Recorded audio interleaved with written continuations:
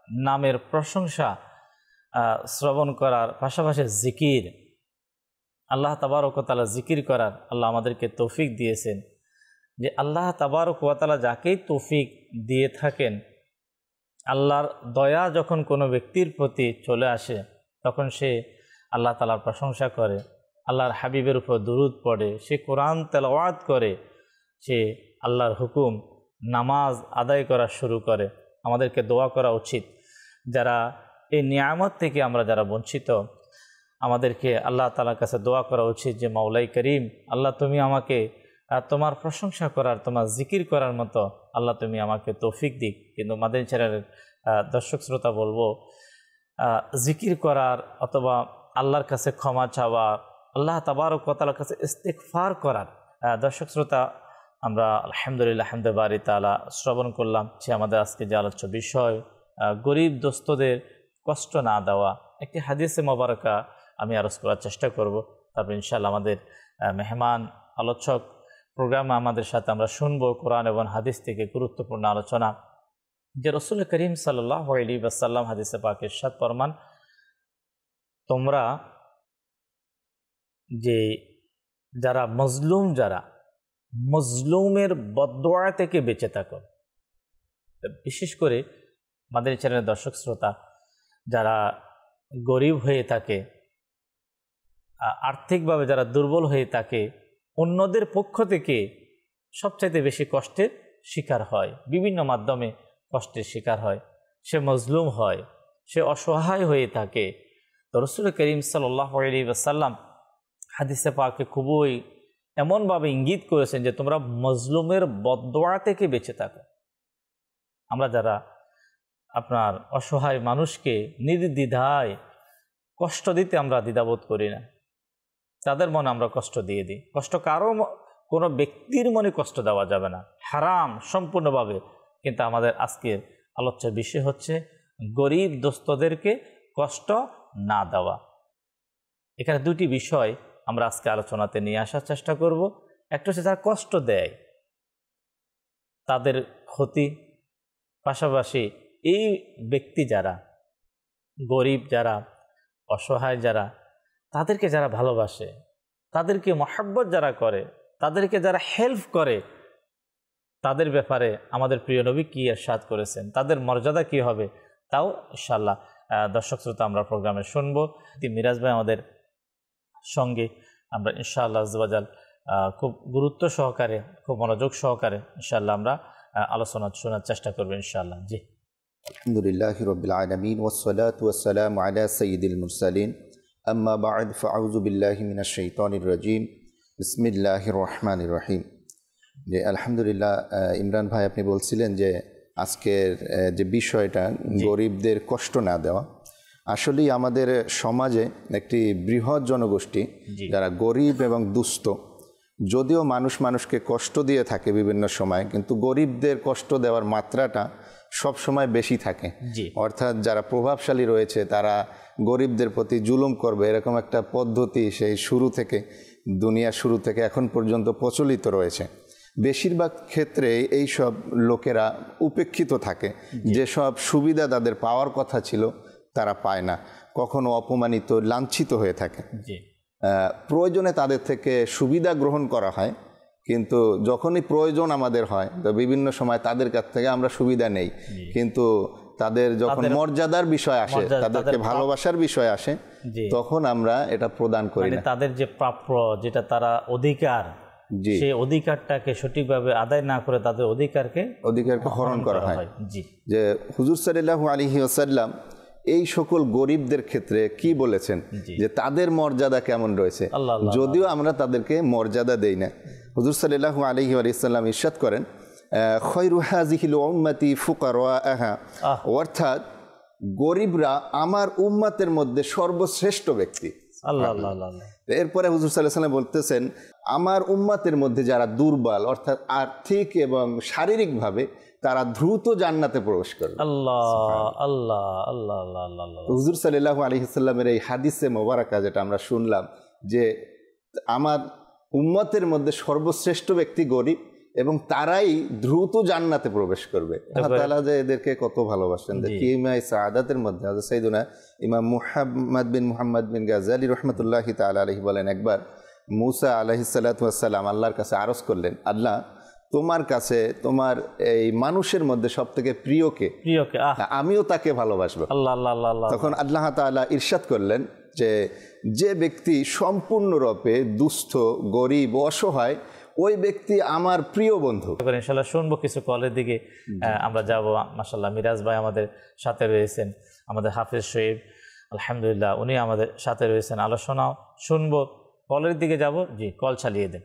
বরিশাল থেকে ওমর ফারুক, আপনাদের চ্যানেল অনেক ভালো লাগে আমার কাছে। আমার পরিবারের সবাই দেখে আমাদের জন্য দোয়া করবেন যে আমরা যেন আরো দেখতে পারি এই চ্যানেলটা। অবশ্যই দোয়া করি। আল্লাহ আপনি সহ ওমর ফারুক ভাই সহ আরো বরিশাল বাসী যারা রয়েছে তারাও যাতে করে মাদানী চ্যানেল দেখতে পারে, মাদানী চ্যানেল থেকে বারাকাত হাসিল করতে পারে। মাদি কল চালিয়ে দিন। হাসান, আমি এক নাতের আসল শুনতে চাই। নাতের আসল দিয়ে হচ্ছে কান লাগিয়ে কান বেরোমন, কান লাগিয়ে বন্ধ। আচ্ছা, মাশাআল্লাহ, আল্লাহ বারাকাত দিক। জি, নেক্সট কল। আমার নাম আব্দুল সুবহান, আরো ব্যস্ত থেকে। আমি আপনাদের অনুষ্ঠানের সামনেই বসে আছি। আপনাদের আজকের প্রসঙ্গ আমার খুব ভালো লাগতেছে। আমি জমিনে বীজ থেকে যাবো, আমি ওটাও যাচ্ছি না, শুধু বসে বসে দেখতেছি, খুব ভালো লাগতেছে। মাশাআল্লাহ, কালাম শোনাব, অনেকে কলও করেছেন। দর্শক, আমরা কালাম শুনবো। কালামের মাধ্যমে ইনশাআল্লাহ নবী পাকের মহব্বত, ভালোবাসা অন্তর ইনশাআল্লাহ বৃদ্ধি করবে। জি, হাবিব সাল্লাল্লাহু তাআলা আলা মুহাম্মদ সাল্লাল্লাহু তাআলা আলাইহি ওয়া আলিহি ওয়াসাল্লাম। সাল্লাল্লাহু আলাইকা ইয়া রাসূলুল্লাহ ওয়া সাল্লাম আলাইকা ইয়া হাবিবাল্লাহ। সাল্লাল্লাহু আলাইকা ইয়া রাসূলুল্লাহ ওয়া সাল্লাম আলাইকা ইয়া হাবিবাল্লাহ। চলো না যাই প্রিয় নবীর দ্বারে, দরুদ মুখে সাজিয়ে নিয়ে।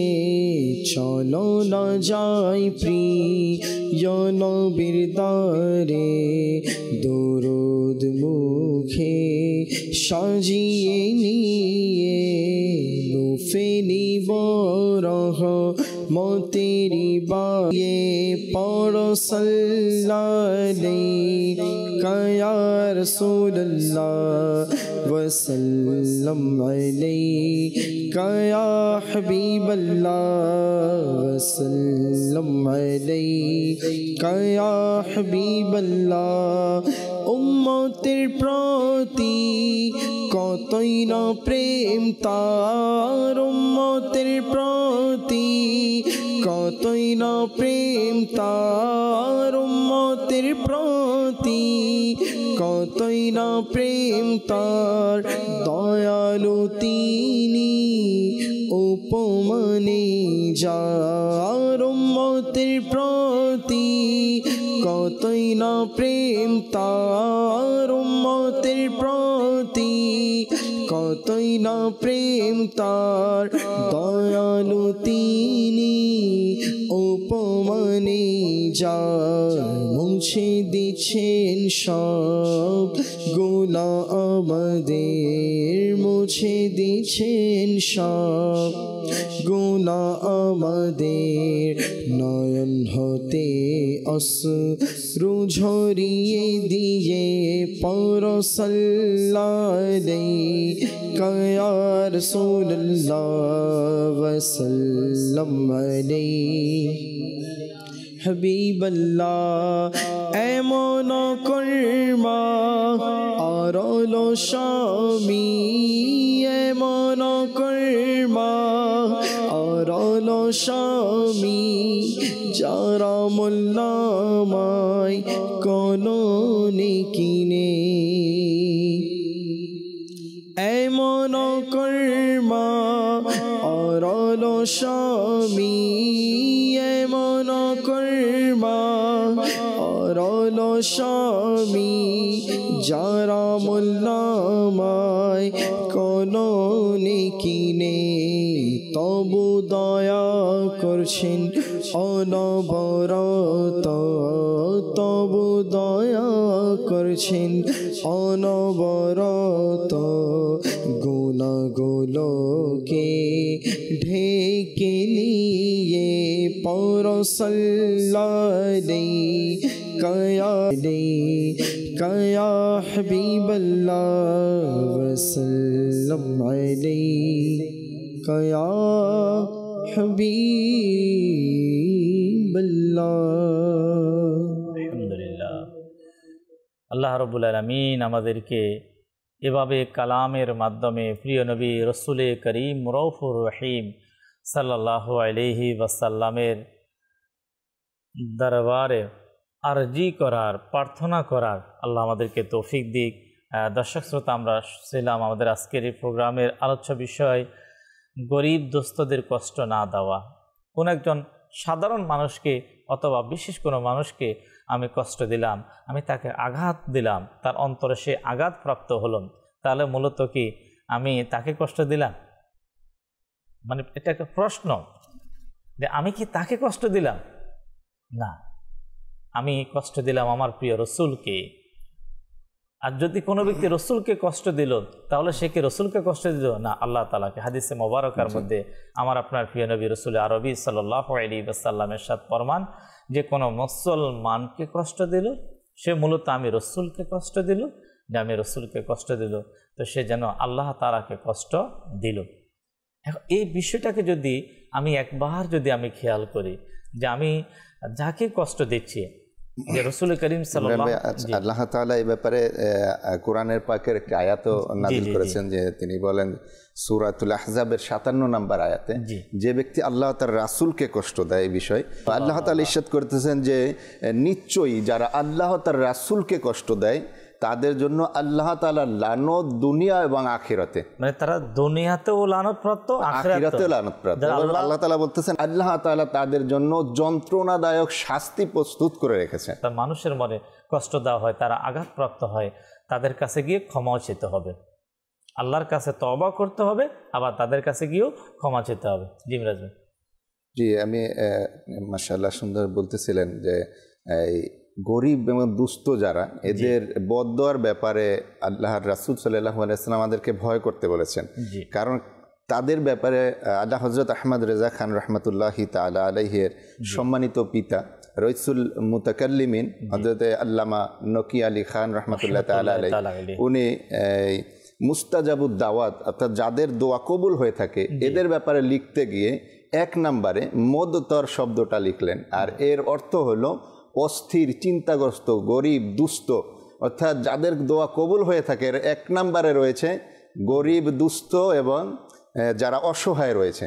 তো আল্লাহ তাআলা পবিত্র কোরআনে এদের ব্যাপারে ইরশাদ করেন যে আমি ওই সত্তা যিনি অসহায়কে সাড়া দেন যখনই সে আহ্বান করে। অর্থাৎ গরিবরা যখনই তাকে ডাকবে আল্লাহ তাআলা সাড়া দেবেন এবং তার থেকে মন্দকে দূর করে দেবেন। যদি এমন হয় আমি কোনো গরিব অসহায়কে আমি কষ্ট দিলাম, সে আঘাত পেল, তার মুখ থেকে যদি বদদোয়া বের হয়ে যায়, ধ্বংস হচ্ছে। এমন যে কেমন ব্যক্তি ছিল সমাজের মধ্যে, কিছুদিন যেতে না যেতে তার জন্য তার অপদস্থতা শুরু হয়ে গেল, তার ক্ষতি শুরু হয়ে গেল। হতে পারে কোনো ব্যক্তি, সে একজন সাধারণ একজন ব্যক্তি, আপনার সে রাস্তা দিয়ে যাচ্ছে, দেখতে মনে হচ্ছে যে লোকটা একেবারে আমার আপনার কাছে খুবই নর্মাল মনে হচ্ছে। যতই নর্মাল হোক না কেন, যতই নিম্নমানের হোক না কেন, সেও আল্লাহর বান্দা, আপনিও আল্লাহর বান্দা। তার এই অবস্থান আল্লাহর পক্ষ থেকে, আপনার এই অবস্থান আল্লাহর পক্ষ থেকে। আল্লাহ তাআলা তাকেও 2টা হাত দিয়েছে, তাকেও 2টা চোখ দিয়েছে, তাকেও জবান দিয়েছে, তাকেও পা দিয়েছে। কিন্তু আমি আল্লাহ তাবারক ওয়া তাআলা বান্দা, যে আল্লাহ সবচাইতে বড় ক্ষমতাবান হয়েও আপনি চাইলে কখনো সম্ভব না।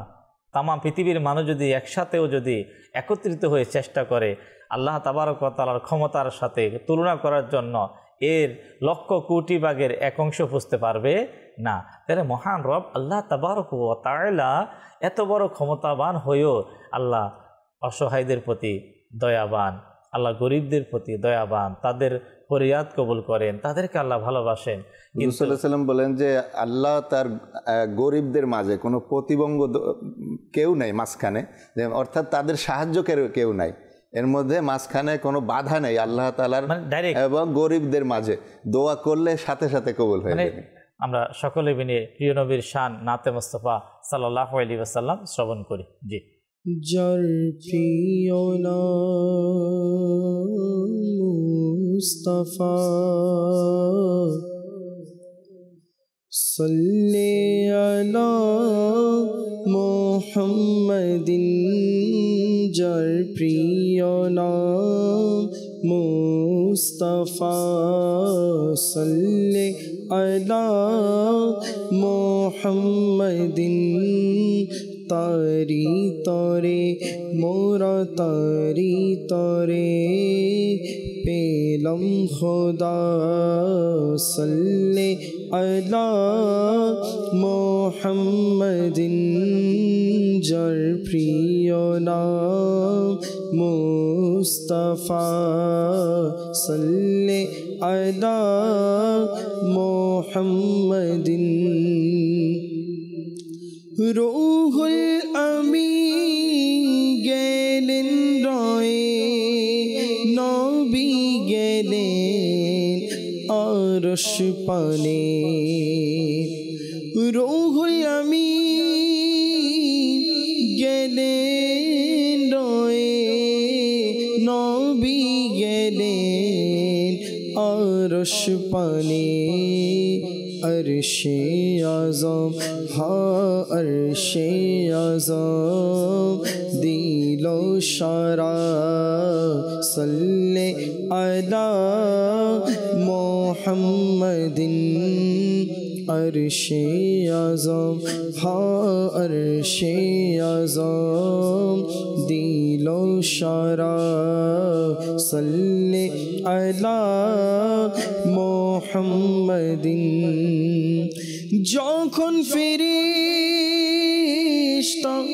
কবরে নবীর চেহারা দেখাবে, যখন ফেরেশতা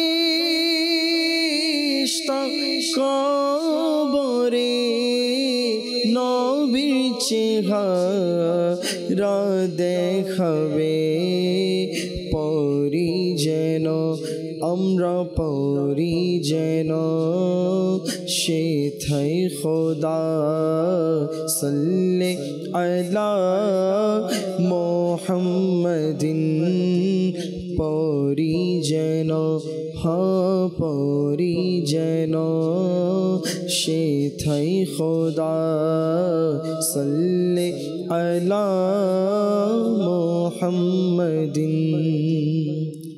সোনার মদিনা আমার প্রাণের মদিনা, সব ভুলিব কিন্তু তোমায় ভুলতে পারি না, সব ভুলিব কিন্তু তোমায় ভুলতে পারি না, ভুলিনি ভুলব না ভুলতে পারি না, ভুলিনি ভুলব না ভুলতে পারি না, সব ভুলিব কিন্তু তোমায় ভুলতে পারি না, সব ভুলিব কিন্তু তোমায় পারি না।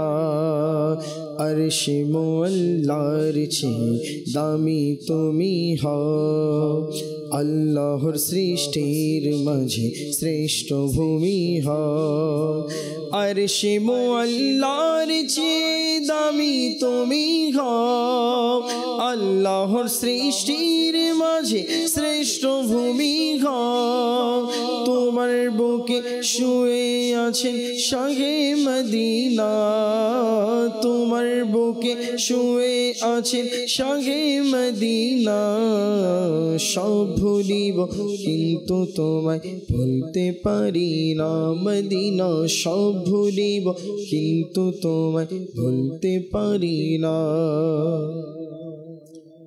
মাটির ঘর মাটির বাড়ি মাটির হবে বিছানা আসছো একা যাইবা একা সঙ্গে কেহ যাবে না আসছো একা যাইবা একা সঙ্গে কেহ যাবে না বাবা গেল মা গেল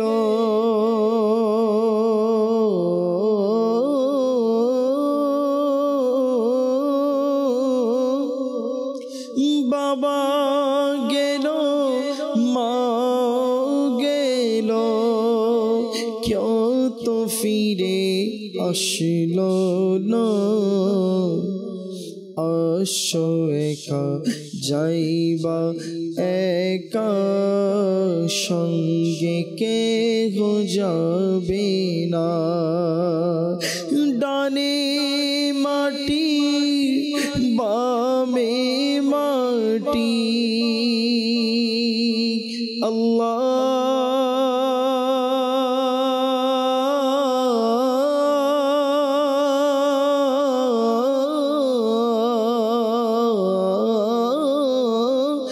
ডানে মাটি বামে মাটি মাটির হবে বিছানা আসছো একা যাইবা একা সঙ্গে কেহ যাবে না। দর্শক শ্রোতা, বাস্তব পৃথিবী থেকে যখন মানুষ বিদায় নিয়ে চলে যায়, একাই তাকে চলে যেতে হয়, সাথে একমাত্র তার নেক আমল ব্যতীত আর কিছুই কিন্তু তার সাথে থাকে না। আমাদের অনেকের বাবা চলে গিয়েছে, অনেকের দাদা চলে গিয়েছে, যারাই আমাদের পূর্বে যারা পৃথিবীতে এসেছে তারা অনেকে চলে গিয়েছে, আমরাও চলে যাব, আমাদের বংশ থেকে যারা আসবে তারাও চলে যাবে, কেউ থাকতে পারবে না, সবাই চলে যাবে। আমরা সর্বশেষ কিছু আমাদের আলোচক মিরাজ আত্তারি থেকে ইনশাল্লাহ কিছু আলোচনা আমরা ইনশাল্লাহ শোনার চেষ্টা করব। আলহামদুলিল্লাহ, আমরা শুনছিলাম যে গরিবদের কষ্ট না দেওয়া এই বিষয়ে। জি, তো হুজুর সাল্লাল্লাহু আলাইহি ওয়াসাল্লাম গরিবদের কষ্ট না দিয়ে তাদেরকে ভালোবাসার জন্য আমাদেরকে আম্মা জান আয়েশা সিদ্দিকা রাদিয়াল্লাহু তাআলা আনহার মাধ্যমে উৎসাহ প্রদান করেছেন। যেমনটা মিশকাতুল মাসাবি হাদিস নাম্বার 5244-এ হুজুর সাইয়েদনা আনাস বিন মালিক রাদিয়াল্লাহু তাআলা আনহু থেকে বর্ণিত যে হুজুর সাল্লাল্লাহু আলাইহি ওয়াসাল্লাম ইরশাদ করেন, ইয়া আয়েশা তাহিব্বিল মাসাকিন ওয়া কর্রিবিহিম, হে আয়েশা তুমি গরিবদের অসহায় দুস্থদেরকে ভালোবাসো এবং তাদেরকে নিজের কাছে রাখো। ফা ইন্নাল্লাহা ইউকর্রিবুকা ইয়াউমাল কিয়ামা, যাতে আল্লাহ তাআলা তোমাকে কিয়ামতের দিন নিজের কাছে রেখে নৈকট্য দানে ধন্য করেন। আল্লাহ রাসূল সাল্লাল্লাহু আলাইহি ওয়াসাল্লাম আরও ইরশাদ করেন যে প্রত্যেক বস্তুর পাওয়ার জন্য একটি চাবির প্রয়োজন হয়। জি, আর জান্নাতের চাবি হলো গরিবদেরকে ভালোবাসা, কেননা কিয়ামতের ময়দানে গরিবরা আল্লাহ তাআলার খুবই নিকটে থাকবেন, আর যারা গরিবদেরকে ভালোবাসবে তারাও আল্লাহ তাআলার নৈকট্য অর্জন করতে পারবে। মাশাআল্লাহ। দর্শক, চাবি তৈরি করতে হবে দুনিয়া থেকে, জান্নাতে যাওয়ার একটা চাবি আপনার। যখন অনেক মানুষ সে পেরেশানগ্রস্ত হয়ে যখন চাবি হারিয়ে ফেলে, হয়তো আপনাদের জীবনে অনেক সময় ঘটেছে যে খুবই প্রয়োজন, যাওয়া খুবই দরকার, খুবই প্রয়োজন, কিন্তু চাবি পাওয়া যাচ্ছে না, টেনশান, কষ্ট, দুঃখ কাকে বোঝায়, কারণ চাবি নেই। কিন্তু আমরা জান্নাতে যেতে চাই, আর জান্নাতে যাওয়ার জন্য সেটার চাবি হিসাবে আল্লাহ তাআলা আমার আপনার জন্য রেখেছে গরিবদেরকে ভালোবাসা। আর এখানে নবী পাক সাল্লাল্লাহু আলাইহি ওয়াসাল্লাম মা আয়েশা তৈয়বা তাহেরা রাদিয়াল্লাহু তাআলা আনহাকে কিভাবে তাকে দিচ্ছে যে তাদেরকে নিকটে রাখো, নিকটে রাখো, কররিবিহিম। দেখেন নবী পাক বলেন যে গরিবকে কাছে নিকটে, আর আমরা দূরে সরাই।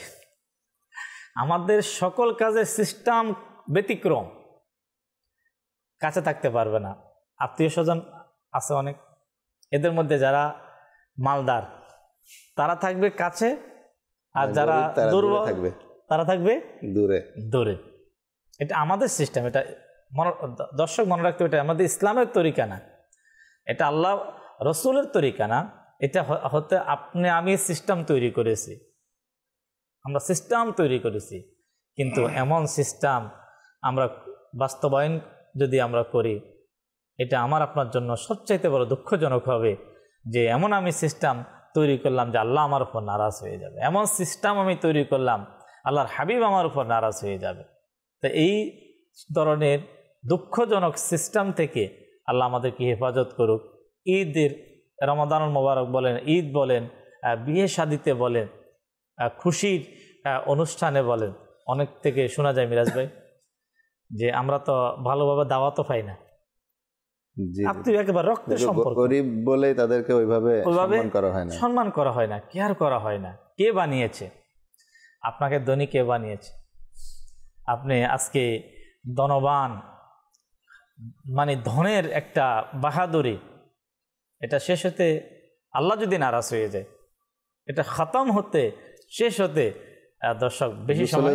এ ব্যাপারে তিরমিজি শরীফ একটি হাদিস রয়েছে যে আল্লাহ তাআলা বলেন, আমার ইজ্জত ও প্রতাপের কসম যে আমি তোমাকে সাহায্য করবই। গরিবদের ব্যাপারে বলেন যে আমি তোমাকে সাহায্য করবই যদি একটু বিলম্ব হয়। মানে বিলম্ব হলো যদি গরিব যারা তারা যদি ধৈর্য ধারণ করে, তারা যদি সবর করে, আল্লাহ অবশ্যই তাদেরকে সাহায্য করবে। কিন্তু জালিম যারা, হাদিসে পাকের মধ্যে আসে আল্লাহ জালিমকে অবকাশ দেয়, সুযোগ দেয়, অথবা পাকড়াও করে, অথবা কি করেন মানে পাকড়াও করা হয় তাদেরকে। কিন্তু যারা গরিব অসহায় যারা, তাদেরকে ধৈর্য ধারণ করতে হবে, তাদেরকে সবর করতে হবে। সবর এর ফল কিন্তু অনেক মিঠা হয়ে থাকে, মিষ্টি হয়ে থাকে। সবর করতে হবে, ধৈর্য ধারণ করতে হবে। তো আমি মাদানী চ্যানেলের মাধ্যমে আমাদের দর্শক শ্রোতার কাছে মেসেজ, এই প্রোগ্রাম আমি আপনাদেরকে পৌঁছে দিতে চাই যে আমরা যদি আল্লাহ তাআলার দয়া পেতে চাই, আল্লাহর রহমত পেতে চাই, আল্লাহর হাবিবের নৈকট্য কাল কিয়ামতের ময়দানে শাফায়াতে মুস্তাফা নবী পাক সাল্লাল্লাহু আলাইহি ওয়াসাল্লামের শাফাআত যদি আমরা পেতে চাই, তাহলে দুনিয়াতে আমরা সবচেয়ে বেশি ওই সকল ব্যক্তিদের সাথে আমরা সুসম্পর্ক আমরা তৈরি করব, সুসম্পর্ক আমরা রাখার চেষ্টা করব, যারা বিশেষ করে অসহায়, যারা গরিব, যারা ইয়েতিম এবং মিসকিন।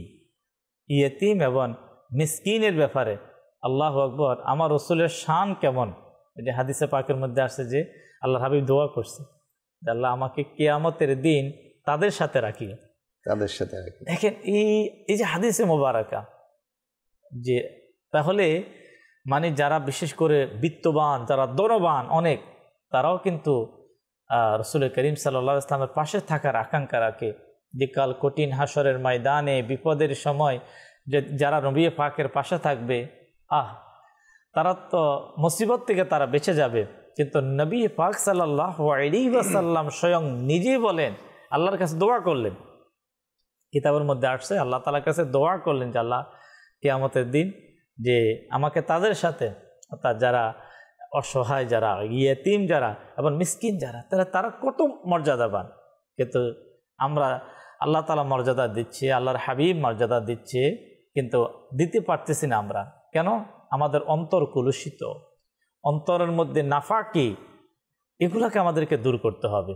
তাই দাওয়াত ইসলামী আলহামদুলিল্লাহ আমার আপনার মাঝে, দাওয়াত ইসলামী আলহামদুলিল্লাহ ওয়ার্ল্ড ওয়াইজ আজকে বিশ্বব্যাপী এমন একটি সংগঠন আলহামদুলিল্লাহ নেকির দাওয়াতের কাজ করে যাচ্ছে। আমাদের অন্তরকে যদি আমরা পরিষ্কার করতে চাই, পরিষ্কার হৃদয় আমরা তৈরি করতে চাই, তাহলে আমি ইসলামী ভাইদেরকেও বলবো আপনি দাওয়াত ইসলামীর সাথে সঙ্গ দিন, ইসলামী বন্ধুরকেও বলবো যে আপনি দাওয়াত ইসলামীর সাথে সঙ্গ দিন। ইসলামী বন্ধের মাধ্যমে আলহামদুলিল্লাহ দাওয়াত ইসলামীতে কোরআন শিক্ষার ব্যবস্থা রয়েছে, নামাজ শিক্ষার ব্যবস্থা রয়েছে, আদব আখলাক শিকার ব্যবস্থা রয়েছে। আমাদের আত্মশুদ্ধি আমি আপনি কীভাবে করব?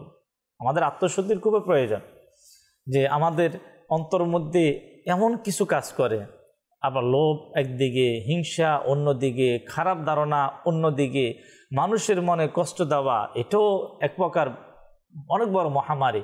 এগুলা থেকে আমাদেরকে বাঁচতে হবে। আমরা বাঁচতে চাই। আলহামদুলিল্লাহ বর্তমান সময়ে খুবই সুন্দর একটি পরিবেশ, সুন্দর একটা মহল আমাকে আপনাকে উপহার দিয়েছে দাওয়াত ইসলামী। আলহামদুলিল্লাহ। তাই আমরা যেখানে রয়েছে আলহামদুলিল্লাহ দাওয়াত ইসলামী বর্তমানে হয়তো এক সময় কিছু এলাকার মধ্যে সীমাবদ্ধ ছিল।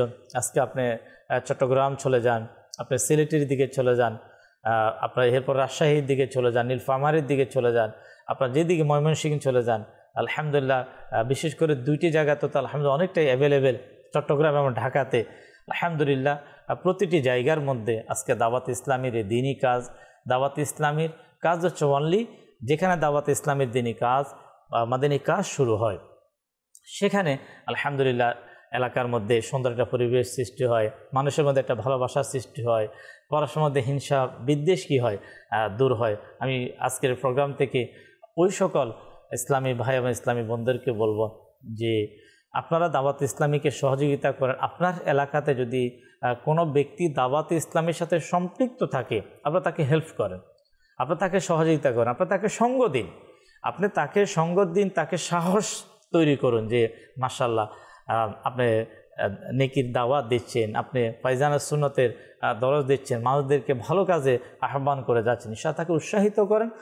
উৎসাহ এটি এমন একটা জিনিস, মানুষকে উৎসাহিত করা, এর মাধ্যমে মানুষের কনফিডেন্সের মধ্যে এমন বারাকাত হয়, আলহামদুলিল্লাহ তারা দ্বীনে ইসলামের কাজে আরও দাবিত হয়, আরও এর প্রতি কি আকৃষ্ট হয়। তো দর্শক শ্রোতা, আল্লাহ তাবারক ওয়া তাআলা আমাদের সকলকে কবুল করুক। আমাদের আজকে যে আলোচ্য বিষয় ছিল গরিব দোস্তদেরকে কষ্ট না দেওয়া, আবারও বলবো আমরা তাদেরকে কষ্ট দেব না, আমরা তাদেরকে মহব্বত করব, আমরা তাদেরকে ভালোবাসবো। তারা আল্লাহ তাবারক ওয়া তাআলার বান্দা, তারা হতে পারে আপনার আত্মীয়র মধ্যে হতে পারে, তারা আপনার প্রতিবেশীর মধ্যে হতে পারে। ইসলামের কত সুন্দর যে আপনার ভ্রাতৃত্বের যে বন্ধনটা আমাদের আত্মীয় বান্ধব যারাই রয়েছে, আমরা সকলের প্রতি মহব্বত এই ভালোবাসা আমরা স্থাপন করব। আল্লাহ আমাদেরকে তৌফিক দিকে আমরা শুকরিয়া আদায় করি। সাল্লু আলাল হাবিব সাল্লাল্লাহু তাআলা আলা মুহাম্মদ সাল্লাল্লাহু আলাইহি ওয়াসাল্লাম। ইসলামী শিক্ষা, ইসলামী শিক্ষা।